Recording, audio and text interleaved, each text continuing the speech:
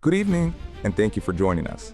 Tonight, we're covering a rapidly evolving and deeply consequential set of developments across the Middle East and beyond, from Iran's conditions for ending hostilities, to a new Supreme Leader's first public words, to escalating strikes on Beirut and the economic ripple effects being felt around the world.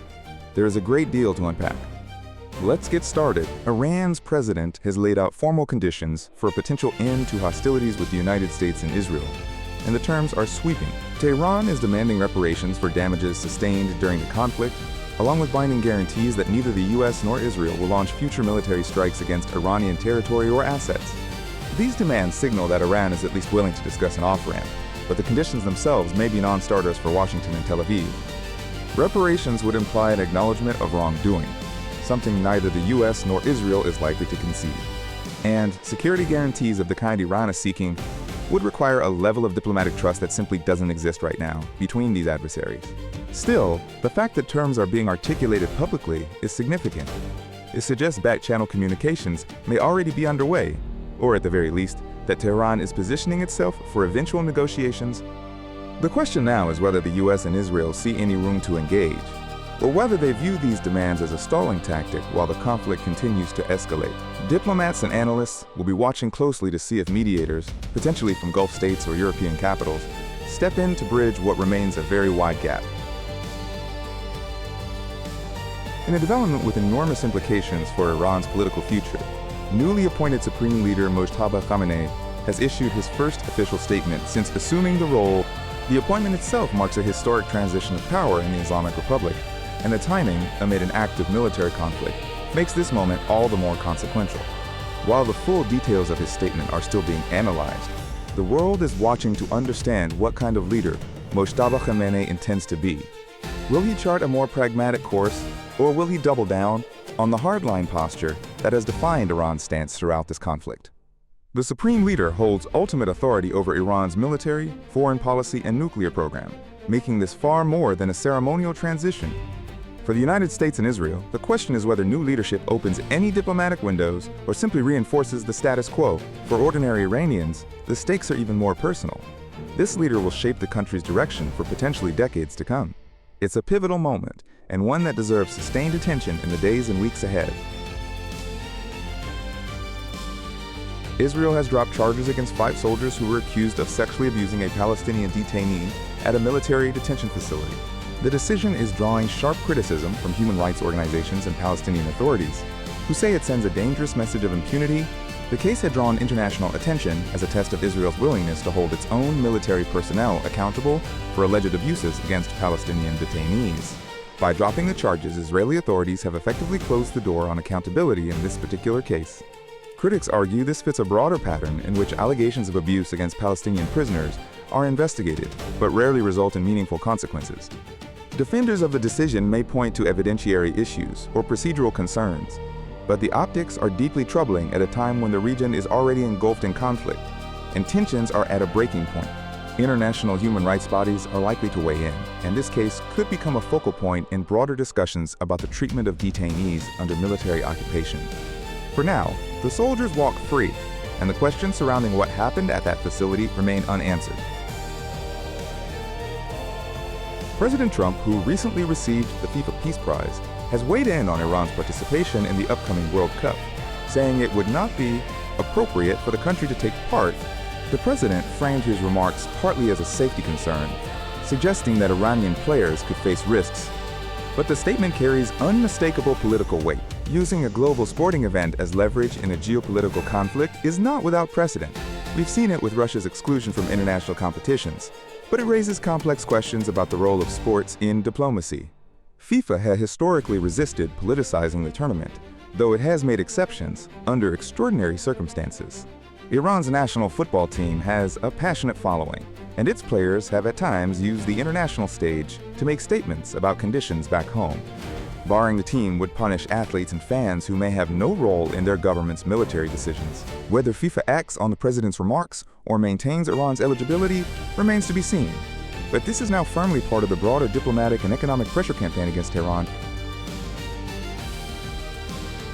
Somalia's government is sounding the alarm over reports that Israel may be considering establishing a military base in Somaliland, the self-declared independent region in the Horn of Africa.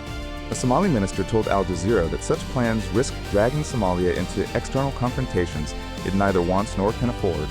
This story highlights how the current Middle Eastern conflict is sending shockwaves far beyond the region.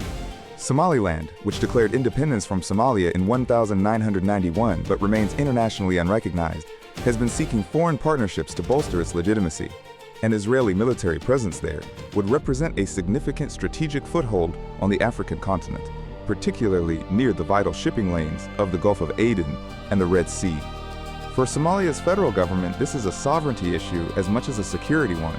Any foreign military installation in territory it considers its own would be seen as a profound provocation. The broader implications are significant.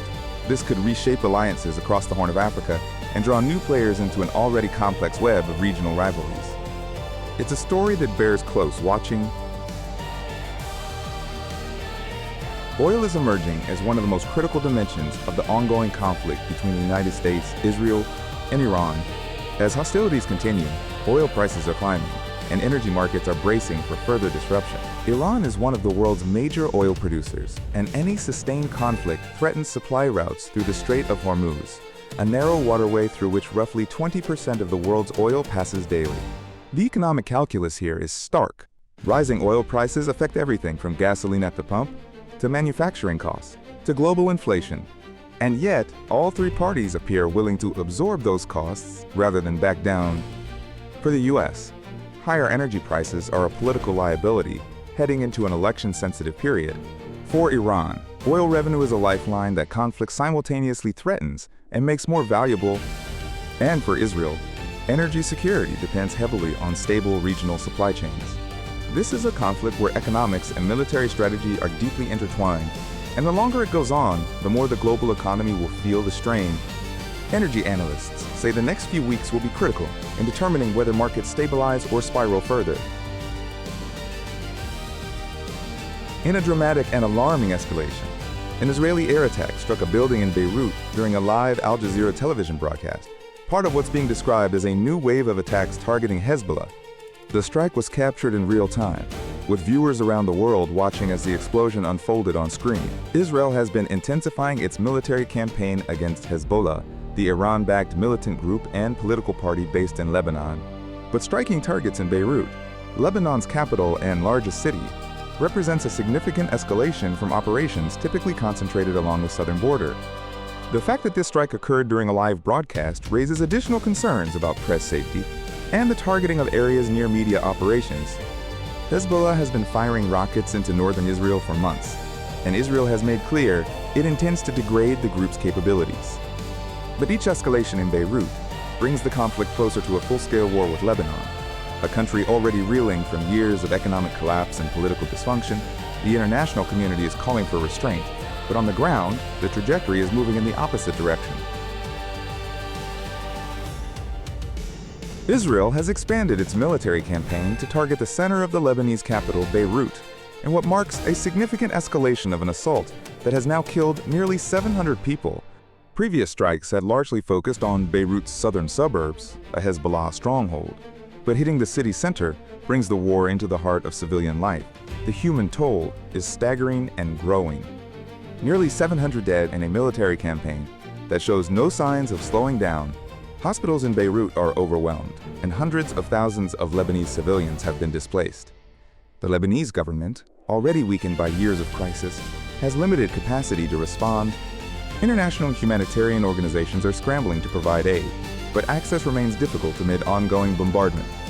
Israel says it is targeting Hezbollah's military infrastructure and leadership, but the scale of civilian casualties is drawing condemnation from governments and human rights groups worldwide. The United Nations has called for an immediate ceasefire, but neither side appears willing to stop. This is a humanitarian catastrophe unfolding in real time, and the international community faces mounting pressure to act before the death toll climbs even higher. As the conflict with Iran intensifies, economists and market analysts are turning their attention to the potential impact on the American economy. The consensus. It depends largely on one critical factor: how quickly oil tankers can safely return to the Strait of Hormuz. The strait is the world's most important oil choke point, and any prolonged disruption to shipping there would send energy prices soaring. with cascading effects across the U.S. economy. Higher gas prices would squeeze consumers. Transportation and manufacturing costs would rise, and the Federal Reserve would face an agonizing choice between fighting inflation and supporting economic growth. Some analysts are modeling scenarios ranging from a brief disruption, manageable, with prices stabilizing within weeks, to a prolonged blockade that could tip the U.S. into recession. The uncertainty itself is already having an effect, with markets showing increased volatility and investors moving towards safe haven assets like gold and treasury bonds. For everyday Americans, the most immediate impact will likely be felt at the gas pump and the grocery store, but the longer-term consequences could be far more profound, reshaping trade patterns, energy policy, and America's economic relationship with the Middle East for years to come. Tonight, we've covered an extraordinary range of developments, from Iran's conditions for peace and its new Supreme Leader, to devastating strikes on Beirut, to the economic tremors being felt across global markets. These stories are deeply interconnected, and the decisions made in the coming days by leaders in Washington, Tehran, and Jerusalem will shape not just the region, but the world. Thank you for spending your evening with us. I'm glad you were here. Stay informed and stay safe. Good night.